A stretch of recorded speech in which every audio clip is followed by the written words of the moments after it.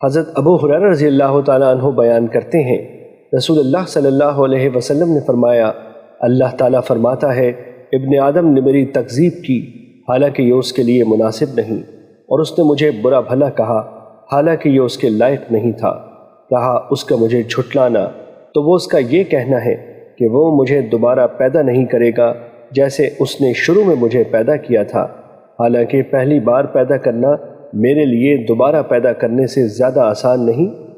اور رہا اس کا مجھے برا بھلا کہنا تو وہ اس کا یہ کہنا ہے کہ اللہ کی اولاد ہے، حالانکہ میں یکتا بے نیاز ہوں، جس کی اولاد ہے نہ والدین اور نہ میرا کوئی ہمسر ہے۔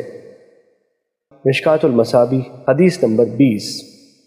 حضرت ابن عباس رضی اللہ تعالیٰ عنہ سے مروی حدیث میں ہے، اور رہا اس کا مجھے گالی دینا تو وہ اس کا یہ کہنا ہے کہ میری اولاد ہے، حالانکہ میں اس سے پاک ہوں کہ میری بیوی ہوں یا میری اولاد ہو۔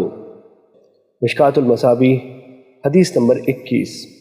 حضرت ابو ہریرہ رضی اللہ تعالیٰ عنہ بیان کرتے ہیں، رسول اللہ صلی اللہ علیہ وسلم نے فرمایا، اللہ تعالیٰ نے فرمایا، ابن آدم زمانے کو گالی دینے کے باعث مجھے تکلیف پہنچاتا ہے، حالانکہ میں زمانہ ہوں، تمام معاملات میرے ہاتھ میں ہیں، میں ہی دن رات کو بدلتا ہوں۔